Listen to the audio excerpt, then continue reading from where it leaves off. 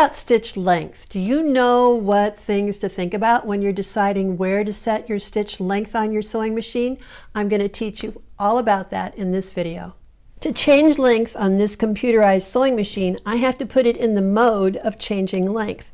So I'm going to press this button till it's on the length. Now, here is where I can make the length longer or shorter.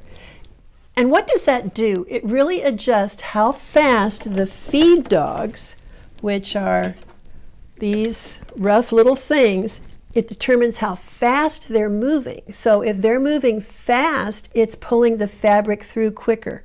And if they're moving slow, the machine is still stitching, so it slowed it down so the stitches are closer together. I'm on default of 2.5. And generally our stitches on computerized machines go from 0 all the way up to generally 4.5, 5. Some of the bigger, more expensive machines can go up much longer than that, even to a basting length. So realizing that 2.5 is normal, let's see what that gives us here. Now I'm going to increase it and go much longer, as long as I can go. See how much faster it feeds through? Now I'm going to shorten it down. See how much slower? So what I described to you about the rate in which the feed dogs are feeding the fabric through, I just proved that that's exactly true.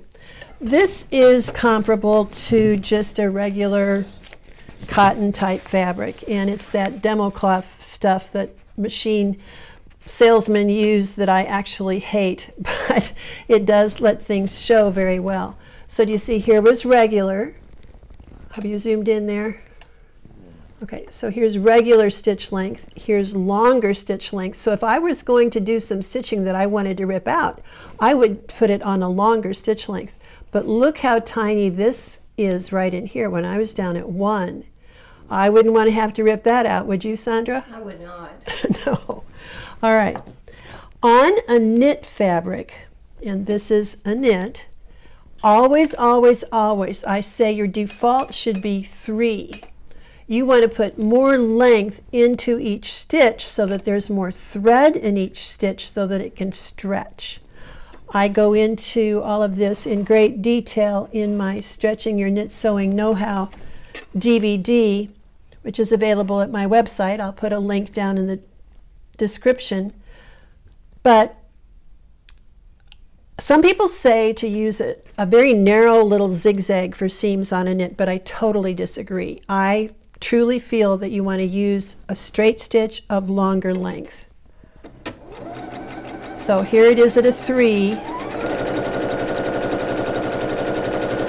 And that allows me to stretch this fabric and it's not popping. That's why you want a stitch length of 3 on a knit. Now if you need to go longer than that, that would be fine. What about a heavier fabric? Let's say we've got denim.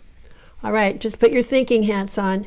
Don't we have to have more thread in each stitch to go down through the thickness? Therefore, on this fabric, I would probably start out with a default of 3, not 2.5, because I have to have more thread in each stitch.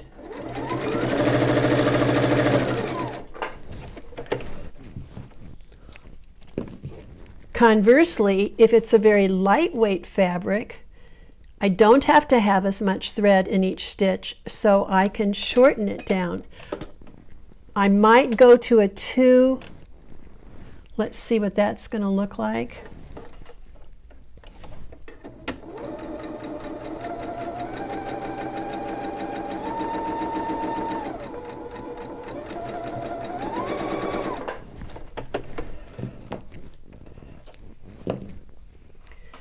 Yes, looking at that, I think that a 2 would be a good stitch length for this fabric. So just remember, lighter weight fabrics, skinnier, not as thick, shorter stitch length, but I probably wouldn't go below 2.